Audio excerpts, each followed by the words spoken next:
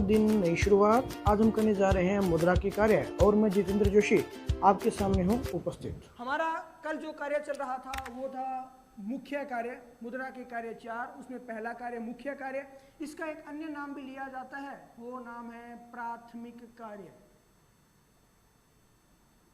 प्राथमिक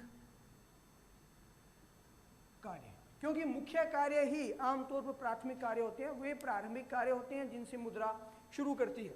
इसमें पहला और दूसरा दो कार्य थे। पहला कार्य था विनिमय का माध्यम, विनिमय का माध्यम, और विनिमय का जो माध्यम था इस कार्य को हमने कर लिया था कि जब भी हम किसी वस्तु का लेन देन करते हैं, प्राचीन समय में हम उन वस्तुओं का लेन देन किया करते थे, वस्तुओं के बदले में वस्तु, जिसे हमने वस्तु विनिमय प्रणाली का नाम दिया था। लेकिन उसमें कुछ कठिनाइयाँ थी, उन कठिनाइयों का अध्ययन हमने अध्याय के प्रारंभ में किया था। उसके बाद में उन कठिनाइयों को दूर करने के लिए मुद्रा का प्रादुर्भाव हुआ, तो उसी कठिनाई को दूर करने के लिए विनिमय का माध्यम, यानी कि आप अपनी जेब में मुद्रा डाल के लेके जाइए, प्लास्टिक मनी जिसे बोलते हैं वो लेके जाइए, यानी डेबिट कार्ड या क्रेडिट कार्ड ये लेके जाइए। ऑनलाइन आप माध्यम से भी जो है वो पेमेंट कर सकते हैं, तो वो भी एक मुद्रा के रूप में कार्य, वर्चुअल मुद्रा बोला जाता है, वो कार्य करती है। तो उन विनिमय के माध्यम में वो सब तरह की मुद्राओं के द्वारा हम सरलतापूर्वक भुगतान कर सकते हैं। दूसरा कार्य जो हमारा चल रहा था और तकनीकी कारणों से बीच में रह गया था वो था मूल्य का मापक। मूल्य का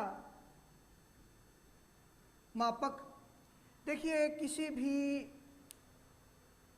वस्तु का हम एक मूल्य निर्धारित कर लेते हैं। कल यहीं तक हमारी बात हो पाई थी कि जैसे कि वस्तु विनिमय प्रणाली में था कि एक भैंस, उसकी कितने क्विंटल गेहूं या कितने क्विंटल चावल उसके बदले में आप लेते हैं या देते हैं वो। लेकिन उस समस्या से निजात पाने के लिए मुद्रा का प्रादुर्भाव हुआ और अब जो है हम मुद्रा के रूप में ही उस वस्तु का मूल्य माप लेते हैं। जैसे कि भैंस है या कोई प्लाट है या कोई वाहन है, उनके मूल्यों का निर्धारण हम नए मूल्य के आधार पर कर लेते हैं कि नया मूल्य अब इसका 8 लाख है, ये इतने साल चल चुकी है, इसके इंजन की इतनी घसावट हो चुकी है, इसके टायर इंजन की ये स्थिति है, तो वर्तमान में जो है वो इसका मूल्य 3 लाख, 2.5 लाख या 2 लाख जो भी है वो करता है। तो इस तरह से मुद्रा का मापक के रूप में, क्या मूल्य के मापक के रूप में किसका उपयोग किया जाता है? मुद्रा का। ये मैंने क्वेश्चन भी बना के डाले हैं कि मूल्य का मापक से क्या आशय है। तो मूल्य के मापक से आशय है कि किसी भी वस्तु के मूल्य का माप मुद्रा में कर पाना संभव हो गया है, इसीलिए ये मुद्रा जो है वो क्या कहलाती है? मूल्य का मापक कहलाती है। अब बात करते हैं हम दूसरे कार्य की, और दूसरा कार्य होता है सहायक कार्य। दूसरा कार्य होता है सहायक कार्य। ये हमारे अन्य कार्यों में सहयोग करती है मुद्रा। उन सहायक कार्यों के रूप में क्या है? पहला है क्रय शक्ति का हस्तांतरण। क्रय शक्ति का हस्तांतरण। जी, ये क्रय शक्ति का हस्तांतरण ये क्या चीज है? मान लीजिए कि आपको गेहूं का मूल्य चुकाना है। गेहूं का प्राथमिक मूल्य वर्तमान समय के अनुसार देखें 1950 रुपये न्यूनतम मूल्य जो निर्धारित कर दिया। अधिकतम नहीं होता, ये न्यूनतम होता है, इससे अधिक मूल्य में भी आप बेच सकते हैं। अब उस मूल्य 1950 के बदले में आप 1 क्विंटल गेहूं जब डालते हैं तो उसके बदले में आपको मिलते हैं 1950। ये क्या था? क्रय शक्ति का हस्तांतरण था। जो हमारी बेचने की क्षमता थी वो 1 क्विंटल गेहूं की कितनी थी? 1950 थी। तो इस आधार पे हम कह सकते हैं कि क्रय शक्ति का हस्तांतरण। इसमें हम हमारे मकान, प्लाट, वाहन या बीमा,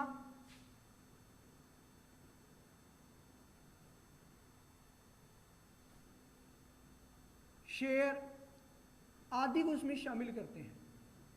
जी हाँ, सही है कि आप मकान, प्लाट, वाहन, आप बीमा क्यों करवाते हैं? कि अगर कल को खुदा ना करे कोई दुर्घटना आप लोगों के साथ घटित हो जाती है, तो उस स्थिति में आपको एक निश्चित रकम जो है वो मिल जाए। ये क्या है? क्रय शक्ति का हस्तांतरण। कब? भविष्य में जाके, अभी नहीं है, भविष्य में जाके। इसी तरीके से हम अपनी संपत्ति बनाते हैं, जमीन बनाते हैं, हम हमारा प्लाट बनाते हैं, हम वाहन लेते हैं, तो हम ये बोलते हैं कि यार उसके पास तो बहुत पैसा है, उसके पास 10 तो गाड़ियाँ खड़ी हैं, उसके पास बहुत पैसा है, उसके पास इतनी मरबी जमीन है। ये क्या है? क्या वो उन जमीन को बेच के अपना जीवन यापन कर रहा है या उन वाहनों को बेच के उनका जीवन यापन कर रहा है? नहीं, ये भविष्य में वो उनका जो है वो बुना सकता है, उसके बदले में जो है वो पेमेंट प्राप्त कर सकता है। तो इसलिए ये क्या है? क्रय शक्ति का हस्तांतरण। अब ये क्रय शक्ति का हस्तांतरण, चाहे वो मकान हो, प्लाट हो, वाहन हो, बीमा हो, आपके पास किसी कंपनी के शेयर हो, उन शेयरों का भुगतान आपको किस में होने वाला है? उसका भुगतान आपको होने वाला है मुद्रा में। तो क्रय शक्ति का हस्तांतरण किसके माध्यम से होगा? मुद्रा के माध्यम से।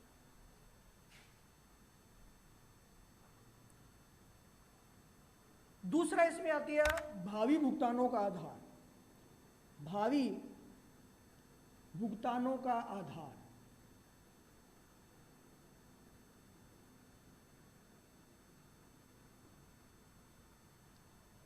भावी भुगतानों का आधार क्या है? अब मैं ऊपर की बात दोहराऊंगा कि आपके पास प्रॉपर्टी है, मकान के रूप में, खेती की जमीन के रूप में, जयपुर में फ्लैट हैं आपके पास, इसके अलावा आपके पास ट्रैक्टर, बढ़िया बढ़िया गाड़ियां हैं, बढ़िया मोटरसाइकिल हैं, ये सभी के सभी या अन्य कोई भी तरह की प्रॉपर्टी आपके पास है, तो वो आपको क्या बता रही है? वो आपको ये बता रही है कि आप जो है आप अपना भविष्य सुरक्षित कर लेते हैं। वो आपको ये बता रही है कि आपका भविष्य सुरक्षित है। हो सकता है एक साल फसल आपकी बर्बाद हो जाए, ये हो सकता है, हो ना हो ऐसा, लेकिन क्या कह सकते हैं, प्रकृति पर निर्भर करता है। या अभी जैसे लॉकडाउन आ गया तो एकदम से जो हमारी इनकम के सभी सोर्सेज बंद हो जाएं, तो उस कंडीशन में हम क्या करते हैं कि ये जो भावी भुगतानों का आधार हम मुद्रा के रूप में प्राप्त करते हैं, उसको भुना लेते हैं और अपने भविष्य को क्या कर लेते हैं? सुरक्षित। तो ये भावी भुगतानों का आधार क्या करता है? हमारे भविष्य को जो है वो क्या करते हैं? सुरक्षित करता है। हमारा भविष्य सुरक्षित है किसके रूप में? मुद्रा के रूप में। आप बोलोगे सर हमारे पास तो प्लॉट है, वाहन है, ये मुद्रा कैसे है? तो जब आप उनको बेचोगे तो बेचने पर आपको क्या मिलने वाली है? मुद्रा मिलने वाली है, और ये मुद्रा जो है वो क्या होगी? भावी भुगतानों का आधार होगा। इसलिए कोई भी तरह का भावी भुगतान जो होगा वो किस रूप में किया जाएगा? मुद्रा के रूप में किया जाएगा। इसके लिए हम प्रतिभूतियां खरीदते हैं, शेयर खरीदते हैं। अब आप कहोगे सर शेयर तो आपने क्रय शक्ति हस्तांतरण में भी खरीदे थे, तो वो भी तो आपकी क्रय शक्ति हस्तांतरण हुआ ना। आपने जो खरीदे, अभी आपने उसके पैसे दिए, 1000 रुपये दिए, 2 साल बाद में आप उन्हीं शेयर को जो 4000 रुपये के हिसाब से पर शेयर के हिसाब से बेच रहे हो, तो वो क्या है? भावी भुगतान हो रहा है। भविष्य में जाके जो आपको क्या हो रहा है? भावी भुगतान हो रहे हैं। तो भावी भुगतानों का आधार किस रूप में किया जाता है? मुद्रा के रूप में ही आपको लोगों को किया जाता है। तीसरे तरह का कार्य संचय का साधन। ये तीनों लगभग जो है वो सिमिलर अर्थ में है, समान अर्थ में है, आपको थोड़ा सा कंफ्यूज करेगी। और मूल्य संचय का साधन कैसे है? आप बैंक में पैसा जमा करवाते हैं, क्यों? क्योंकि मुद्रा जो है वो एक मूल्य के संचय को अपने अंदर रखती है। आप अपने बच्चों के नाम से खाते खुलवाते हैं, क्यों? क्योंकि वो मूल्य का एक संचय का साधन रहती है। हम जो है वो